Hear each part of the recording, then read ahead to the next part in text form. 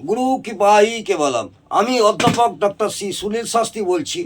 আপনাদের ব্যবসা উন্নতির জন্যে দুটি টোটকা বলবো, মন দিয়ে শুনুন।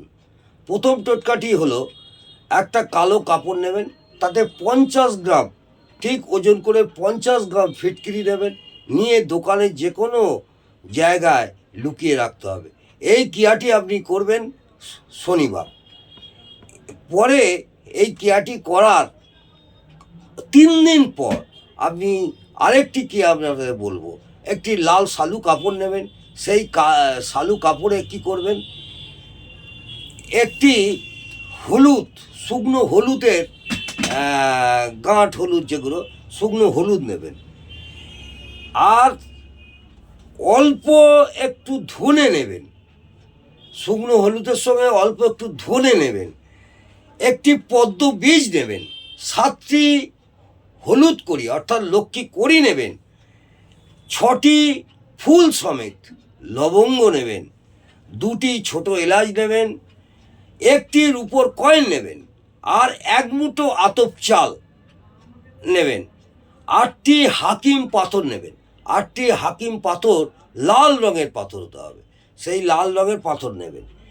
2টি নাভি শঙ্খ নেবেন। নাভি শঙ্খ, জ্যান্ত নাভি শঙ্খ সংগ্রহ করে 2টি নাভি শঙ্খ নেবেন।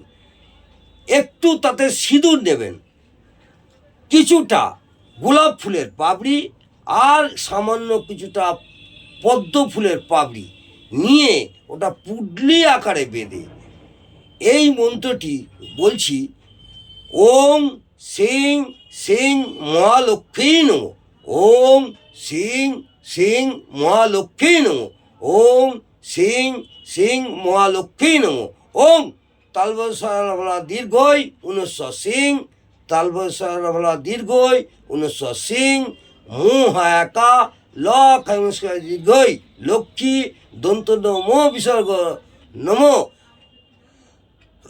তাহলে ওম সিং সিং মহালক্ষ্মী নম, এই মন্ত্রটি 16 বার মন্ত্র পাঠ করে ওই পুডলিটা আপনি আপনার ক্যাশ বাক্সে রেখে দিন।